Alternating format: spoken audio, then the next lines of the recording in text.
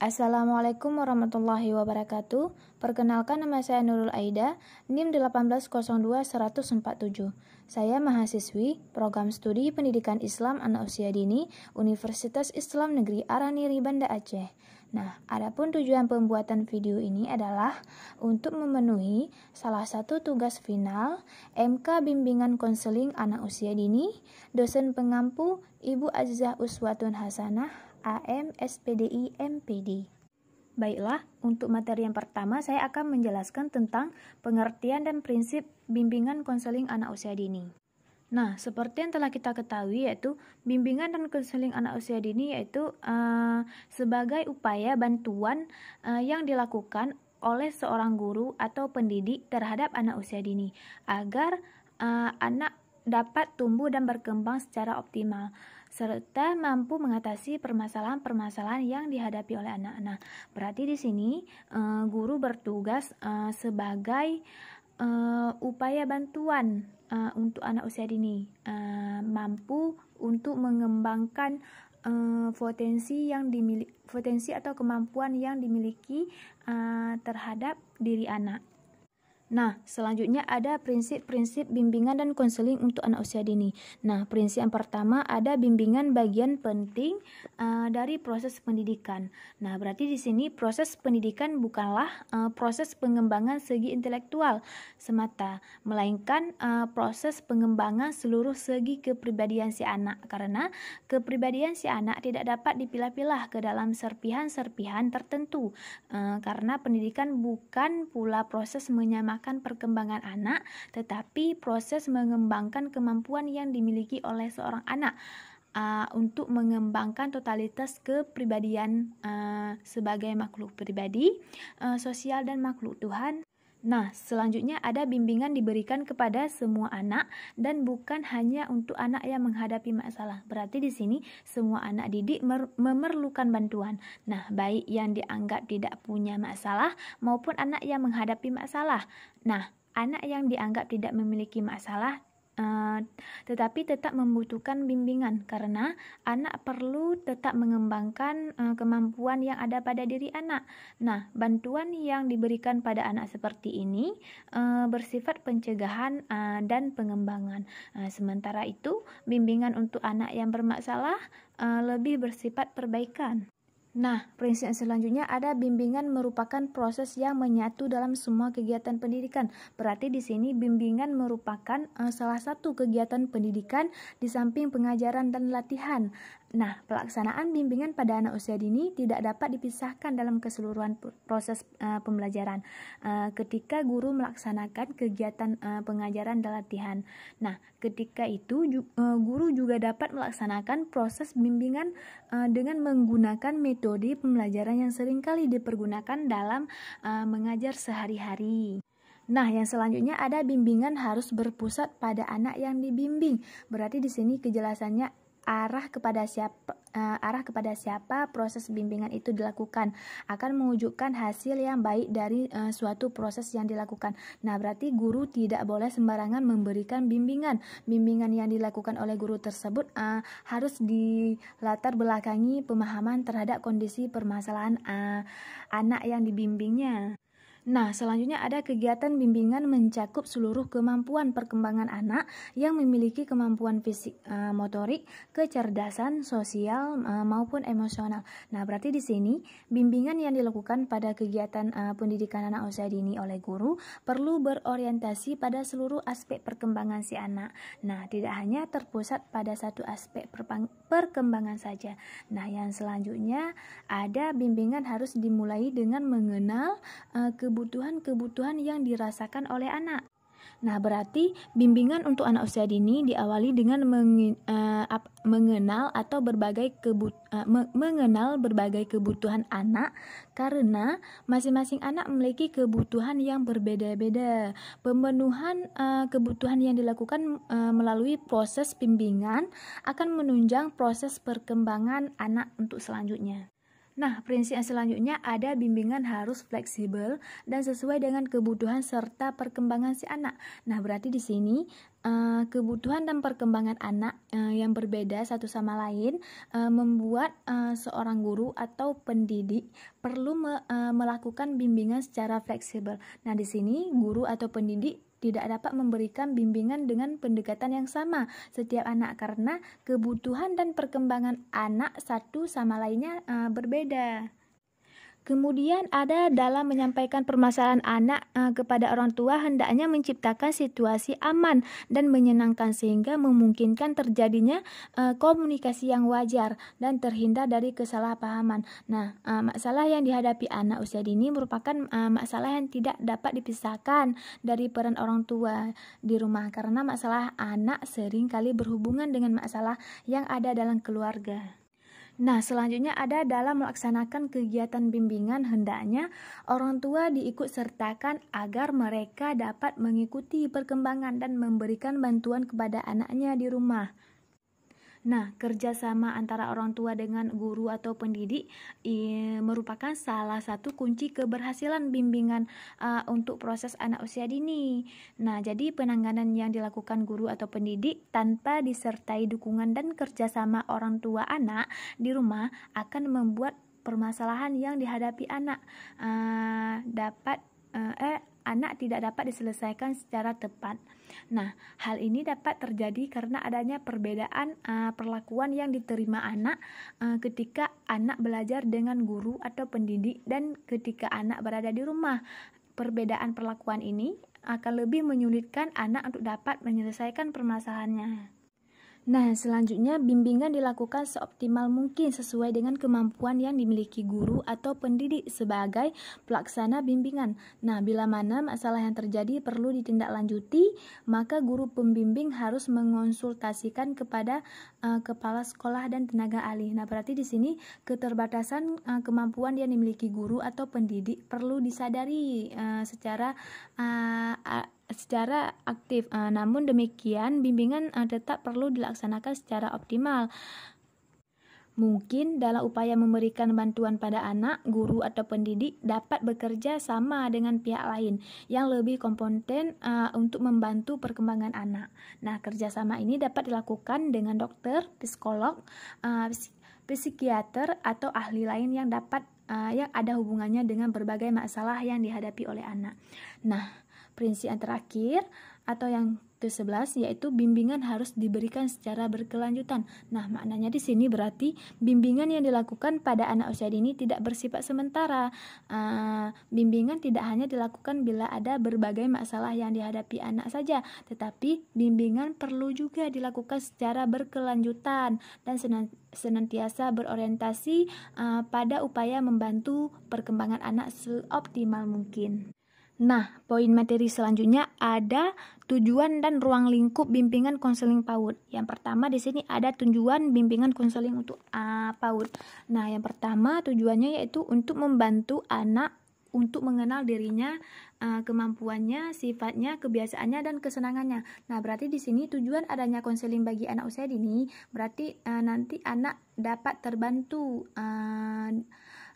Bagaimana anak bisa mengenal dirinya, dari anak tidak tahu anak menjadi tahu, anak bisa mengenal kemampuan yang dimiliki pada dirinya, sifat yang selama ini anak tidak tahu jadi tahu, habis itu kebiasaan dan kesenangannya. Jadi anak dengan adanya bimbingan konseling, anak kebiasaan dan kesenangannya muncul gitu. Jadi tujuan kedua ada untuk membantu anak agar dapat mengembangkan potensi yang dimilikinya. Nah, dengan adanya bimbingan dan konseling, anak dapat terbantu dalam mengembangkan potensi yang dimiliki terhadap diri anak. Nah, potensi yang selama ini tidak dapat terkembangkan. Nah, dengan adanya bimbingan konseling dapat terkembangkan. Nah, yang ketiga, membantu anak untuk dapat mengatasi kesulitan-kesulitan yang dihadapinya. Nah, jadi anak dapat mengatasi kesulitan-kesulitan yang dihadapinya dengan adanya bimbingan konseling ini. Nah, tujuan selanjutnya untuk membantu menyiapkan perkembangan mental anak dan sosial anak untuk masuk ke lembaga pendidikan selanjutnya. Nah, jadi anak nanti dapat terlatih mentalnya. Guru dapat nanti melatih perkembangan mental anak, serta guru dapat mengarahkan bagaimana sosial anak untuk masuk ke lembaga pendidikan selanjutnya. Nah, yang selanjutnya ada untuk membantu orang tua mengerti, memahami dan menerima anaknya sebagai individu. Nah, yang selanjutnya ada untuk membantu orang tua dalam mengatasi gangguan emosi anak yang ada hubungannya dengan situasi keluarga di rumah. Tujuan selanjutnya untuk membantu orang tua mengambil keputusan memilih sekolah bagi anaknya yang sesuai dengan taraf kemampuan, kecerdasan fisik dan indranya. Nah, tujuan terakhir ada untuk memberikan informasi pada orang tua untuk bagaimana untuk dalam memecahkan masalah kesehatan bagi seorang anak. Nah, yang selanjutnya ada ruang lingkup bimbingan konseling pendidikan anak usia dini. Nah, yang pertama ada bimbingan pribadi sosial. Nah, di sini yang dimaksud dengan pribadi sosial yaitu bimbing untuk mencapai tujuan dan tugas perkembangan pribadi sosial anak dalam mewujudkan pribadi yang mampu menyesuaikan diri dan bersosialisasi dengan lingkungan secara baik. Nah, bimbingan ini dapat membantu anak dalam memecahkan masalah-masalah yang bersifat pribadi sosial.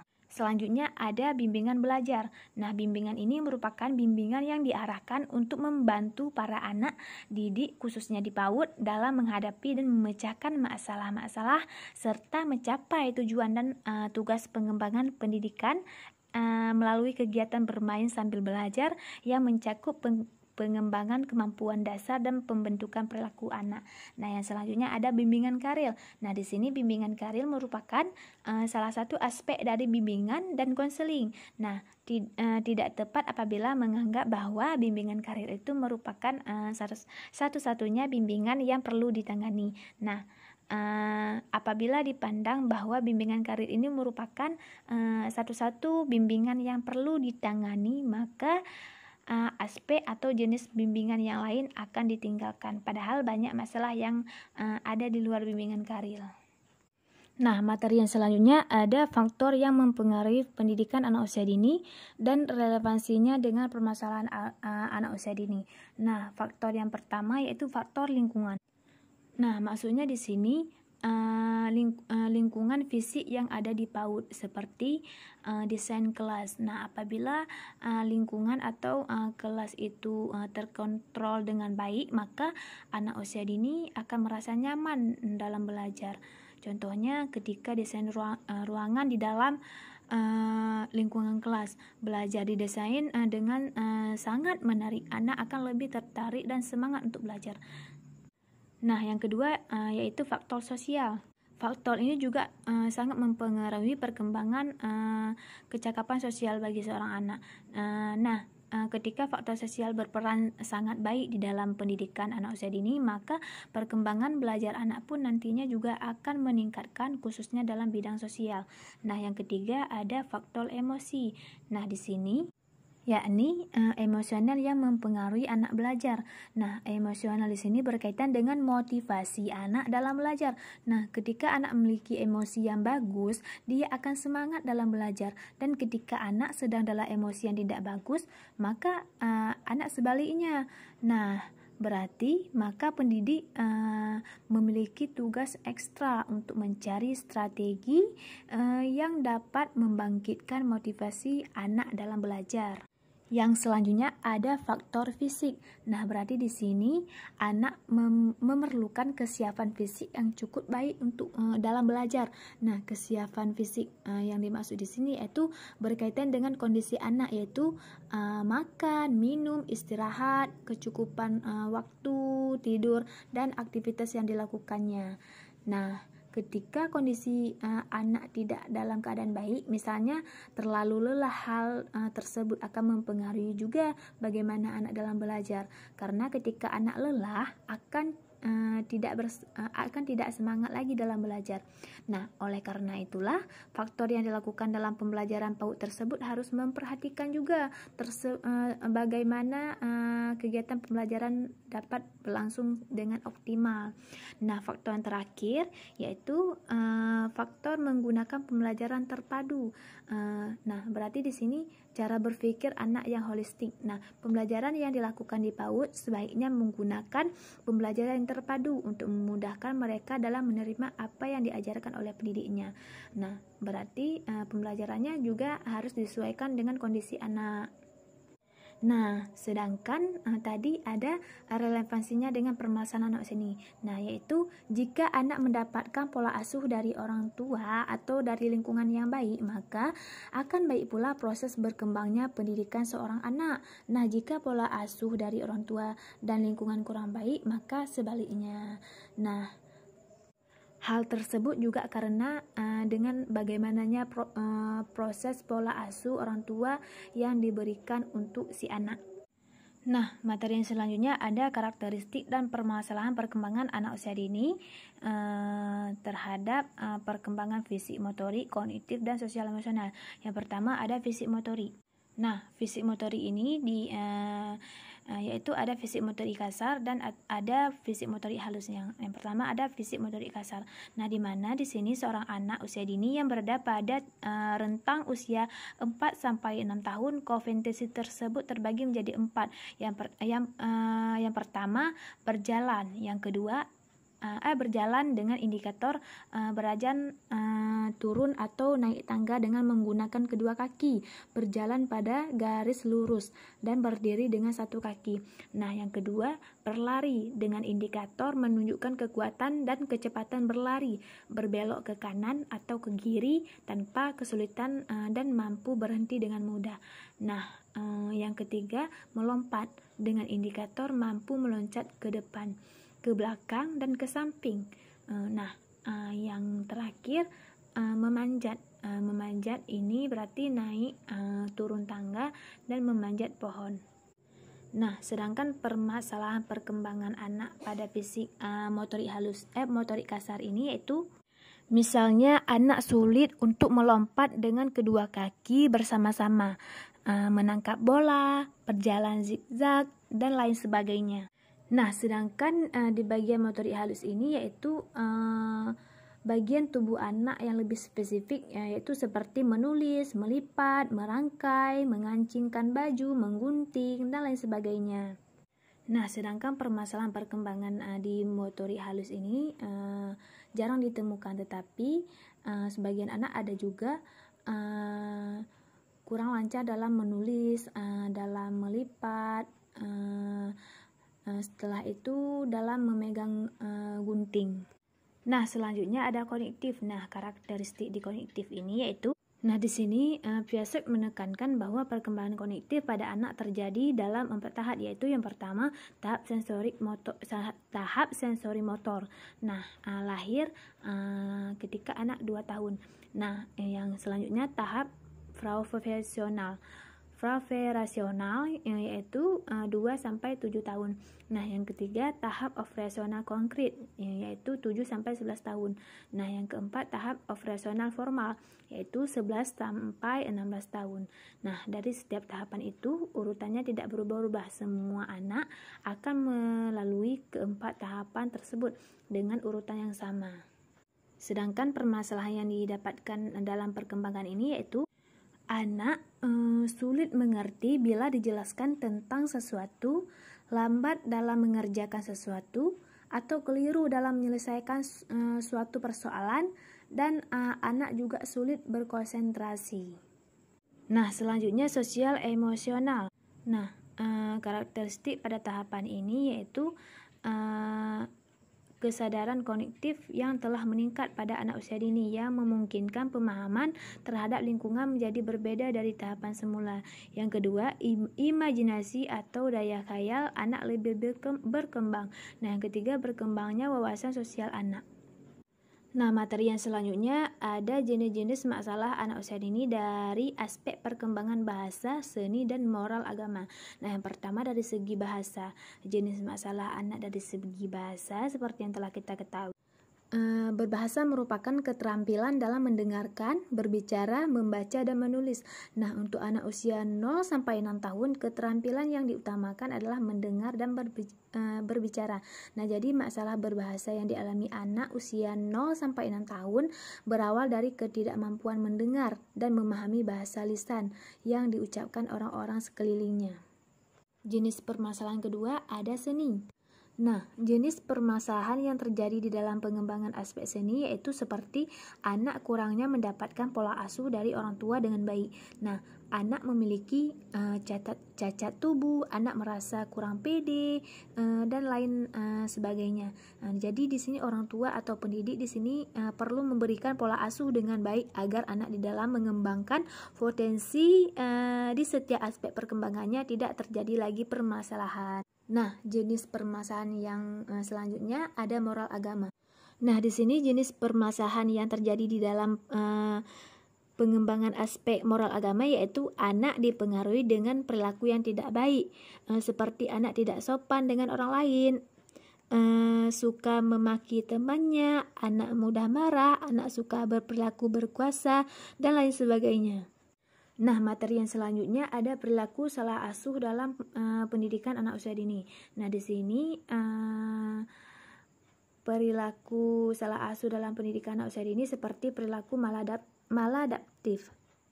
Nah, perilaku maladaptif ini sering menimbulkan konflik, pertengkaran, tindak kekerasan, dan perilaku antisosial lain terhadap orang-orang di sekelilingnya. Perilaku maladaptif ini pada anak usia dini tidaklah jauh dari kegiatan yang dilakukan oleh orang tua, lingkungan, dan teman bermain anak. Terjadinya maladaptif pada anak dikarenakan juga oleh pola asuh yang diterapkan oleh orang tua. Nah, materi yang selanjutnya ada peran guru sebagai pembimbing di sekolah PAUD. Nah, yang pertama ada guru sebagai konservator. Nah, berarti di sini guru yang bertugas dalam dunia pendidikan anak usia dini perlu senantiasa memelihara sistem nilai yang berlaku di masyarakat. Nah, yang kedua ada inovator. Nah, berarti di sini guru dalam pendidikan anak usia dini perlu senantiasa aktif mengembangkan sistem nilai dalam ilmu pengetahuan sehingga guru tidak tertinggal karena perubahan tersebut. Nah, yang selanjutnya ada transmitter. Nah, demikian halnya di sini guru sebagai pendidik bagi anak usia dini perlu senantiasa meneruskan sistem nilai kepada anak didik melalui kegiatan pembiasaan sehingga anak-anak dapat melanjutkan langkah dan berkembang secara baik. Selanjutnya ada transformation. Ya, di sini berarti guru juga memiliki peran sebagai transformation sistem nilai dan perwujudan dari sistem nilai tersebut nampak dalam penampilan baik di dunia pendidikan anak usia dini maupun di masyarakat. Nah, yang selanjutnya ada organisator. Nah, di sini berarti guru tidak lepas dari peran ini. Mereka harus dapat menciptakan pendidikan anak usia dini yang baik dan dapat dipertanggungjawabkan. Nah, materi yang selanjutnya ada peran orang tua sebagai konselor anak usia dini. Nah, jadi di sini peran orang tua sebagai konselor bagi anak usia dini yaitu sesuatu yang diusahakan oleh orang tua itu dalam mendampingi anak-anaknya untuk dapat membantu dirinya dan mengarahkannya untuk menyesuaikan diri dengan lingkungan sekitar anak sehingga anak mampu mengembangkan potensi dalam dirinya agar mencapai kesejahteraan baik baginya pribadi maupun dengan lingkungan sosialnya. Nah, disinilah langkah yang perlu diperhatikan oleh orang tua dalam berperan sebagai konselor bagi anak yaitu yang pertama menciptakan hubungan yang baik dengan anak. Nah, yang kedua mendengarkan dengan sepenuh hati. Yang ketiga mengenali persoalannya. Yang keempat berempati terhadap anak. Yang kelima menjadi pendengar yang baik untuk anak. Yang keenam jangan berlagak seperti guru. Dan yang ketujuh bisa menyimpan rahasia anak. Nah, materi yang selanjutnya ada program bimbingan konseling pada anak usia dini. Yang pertama ada parenting, yang kedua konseling, yang ketiga field trip, yang keempat penempatan kegiatan. Nah, di sini yang dimaksud dengan parenting yaitu pola asuh orang tua terhadap anak, mengenali jenis-jenisnya. Setiap orang tua wajib mengasuh dan mengasihi anaknya. Seorang anak memang perlu bimbingan dan arahan dari setiap orang tua. Nah, mulai dari masih dalam kandungan hingga anak menjadi mengerti akan arti kehidupan. Nah, yang kedua ada konseling. Ya, seperti yang telah kita ketahui. Nah, di sini berarti perlu adanya bimbingan dan konseling terhadap anak. Nah, yang ketiga ada field trip. Nah, yang dimaksud field trip di sini adalah karya wisata. Nah, yaitu cara mengajarkan yang dilaksanakan dengan mengajak anak ke suatu tempat tertentu untuk mempelajari sesuatu seperti meninjau pabrik sepatu, suatu bengkel mobil, toko serba ada, suatu peternakan atau perkebunan, museum dan lain sebagainya. Nah, program yang terakhir ada penempatan kegiatan. Nah, di sini yang dimaksud dengan penempatan kegiatan yaitu sebuah layanan bimbingan atau konseling yang membantu anak-anak dalam mengembangkan atau menyalurkan bakat, minat, dan potensi yang dimiliki pada diri anak. Nah, materi yang selanjutnya ada jenis layanan bimbingan dan konseling pada anak usia dini.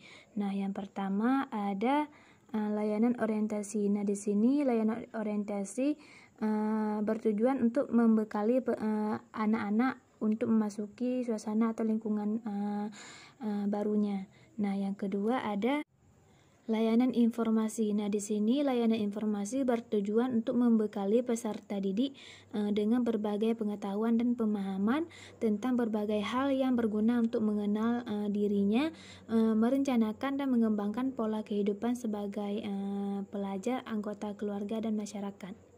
Nah, yang ketiga ada layanan penempatan dan penyaluran. Nah, layanan ini bertujuan membantu anak-anak untuk memperoleh penempatan dan penyaluran secara tepat sesuai dengan potensi anak, bakat dan minat, serta kondisi pribadinya anak. Yang selanjutnya ada layanan pembelajaran. Nah, layanan bimbingan ini memungkinkan peserta didik memahami dalam mengembangkan sikapnya dan kebiasaan belajar yang baik, keterampilan dan materi belajar yang baik sesuai dengan kecepatan dan kesulitan belajarnya, serta tuntutan kemampuan yang berguna dalam kehidupan dan perkembangan diri anak. Yang selanjutnya ada layanan bimbingan individual. Nah, di sini bimbingan ini memungkinkan peserta didik mendapatkan layanan langsung secara tatap muka dengan guru kelas yang langsung berperan sebagai pembimbing dalam rangka pembahasan dan pengentasan permasalahan yang dihadapi oleh anak. Nah, selanjutnya ada layanan bimbingan kelompok. Nah, di sini layanan ini bertujuan untuk memungkinkan peserta didik secara bersama-sama memperoleh berbagai bahan dari narasumber yang bermanfaat untuk kehidupan sehari-hari, baik itu sebagai individu maupun sebagai pelajar, anggota keluarga dan masyarakat. Nah, selanjutnya ada layanan konseling kelompok. Nah, layanan ini bertujuan memungkinkan peserta didik memperolehkan kesempatan bagi pembahasan dan pengentasan masalah yang dihadapi melalui dinamika kelompok. Nah, selanjutnya ada layanan konsultasi. Nah, di sini berarti layanan ini dilaksanakan oleh konselor sekolah atau guru PAUD terhadap orang tua peserta didik dengan harapan orang tua peserta didik tersebut memperoleh wawasan, pemahaman dan cara yang perlu dilaksanakan dalam menangani kondisi atau permasalahan yang dialami oleh putra-putrinya. Nah, selanjutnya ada Yang selanjutnya atau yang terakhir ada layanan mediasi. Layanan ini dilaksanakan oleh guru kelas atau konselor terhadap 2 orang peserta didik yang sedang dalam keadaan saling tidak menemukan kecocokan terhadap menjadi mereka saling berhadapan, saling bertentangan, saling bermusuhan. Nah, materi yang selanjutnya teknik pengumpulan data pada layanan bimbingan konseling PAUD. Nah, yang pertama ada melalui tes. Nah, di sini dalam bimbingan konseling melalui tes yang digunakan untuk memperoleh data-data anak adalah tes inteligensi, tes bakat anak, tes kepribadian, minat atau bakat anak, dan tes prestasi belajar anak. Nah, hasil tes akan mempunyai makna sebagai informasi bagi anak jika tes tersebut dianalisis dan diinterpretasi dalam arti tidak hanya berhenti pada penyajian skor yang diperoleh seseorang anak. Nah, yang kedua ada non-tes. Nah, di sini konselor pada umumnya memahami dan terampil menggunakan teknik non-tes dalam melakukan pelayanan bimbingan dan konseling. Nah, teknik non-tes ini antara lain observasi, kuesioner, wawancara, dan lain sebagainya. Nah, poin materi yang selanjutnya ada layanan evaluasi dan tindak lanjut pada program bimbingan konseling anak usia dini. Nah, berarti di sini evaluasi dan tindak lanjut program umumnya dilakukan oleh konselor sekolah. Nah, namun tidak disusun secara tertulis atau hanya berupa catatan-catatan pribadi yang diarsipkan konselor sekolah. Nah, berdasarkan hasil wawancara dengan semua konselor di TK tersebut atau di PAUD tersebut. Sampai saat ini tidak ada hambatan yang cukup serius dalam melaksanakan program dan konseling di sebuah TK tersebut. Tetap ada kendala dalam pelaksanaannya, yaitu apabila kurang adanya kesadaran dari orang tua anak dalam upaya penanganan masalah anak, atau orang tua kurang proaktif dalam program sekolah untuk mengembangkan potensi anak-anak. Nah, dalam penyusunan program bimbingan konseling untuk anak PAUD atau TK, selain memperhatikan bidang bimbingan terdapat aspek lain yang juga menjadi pertimbangan konselor untuk meningkatkan potensi anak secara optimal. Nah, adapun aspek yang diperhatikannya seperti motorik kasar atau motorik halus anak, bahasa, kognitif, afeksi, sosial emosional, moral agama. Nah, untuk poin yang terakhir yaitu pelaporan bimbingan konseling PAUD. Nah, di sini yang dimaksud dengan pelaporan bimbingan konseling PAUD berarti pendidik yaitu membuat laporan bimbingan konseling anak usia dini, yaitu melalui data yang telah dikumpulkan, dibuat secara tertulis dan nanti kemudiannya untuk dilaporkan kepada orang tua anak-anak dalam bentuk parenting. Dan parenting tadi seperti yang telah kita ketahui, yaitu adanya pola asuh orang tua, adanya jenis-jenis, dan orang tua tersebut jika sudah mengetahui wajib mengasuh dan mengasihi anaknya. Nah, dan dilaporkan kepada kepala sekolah. Nah, pelaporan anak usia dini dalam bentuk rapor anak usia dini. Nah, hanya sekian penjelasan dari saya mengenai isi dari PPT yang telah saya buat. Lebih dan kurang saya mohon maaf. Saya akhiri. Wassalamualaikum warahmatullahi wabarakatuh.